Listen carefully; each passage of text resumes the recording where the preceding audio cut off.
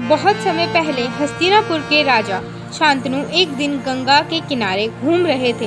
वहां उन्हें एक सुंदर दिव्य स्त्री दिखाई दी। उसका नाम था गंगा। उसकी रूप सुंदरता देखकर राजा तुरंत मोहित हो गए और उनसे विवाह का प्रस्ताव रखा।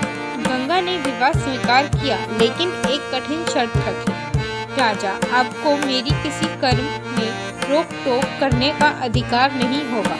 अगर आपने वचन तोड़ा तो मैं तुरंत आपको छोड़कर चली जाऊंगी। प्रेम में अंधे राजा ने बिना सोचे समझे शर्त मान ली। शादी के बाद जल्द ही उनका पहला पुत्र जन्मा। शांतनु खुशी से फूल गए, लेकिन जैसे ही शिशु पैदा हुआ, गंगा उसे गोद में उठाकर नदी में समर्पित कर देती।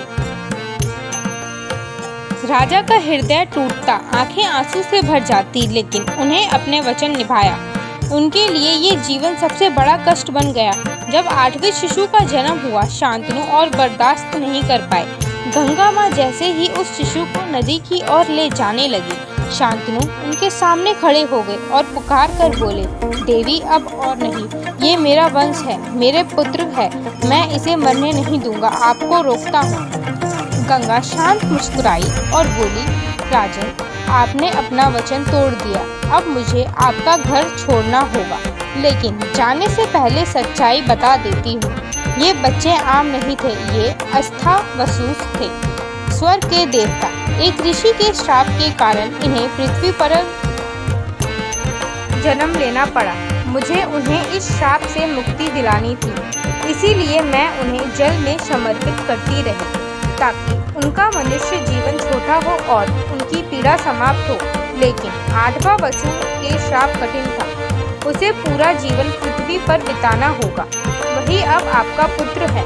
उसका नाम होगा देवव्रता। वे ही कल के युग में भीष्म पिता के रूप में अमर रहेंगे। उनकी वीरता, प्रतिज्ञा और त्याग हमेशा इतिहास में याद किया जाएगा। ये कहकर गंगा ने शिशु को राजा के गोद में रखा और नदी के प्रवाह में विलीन हो गई।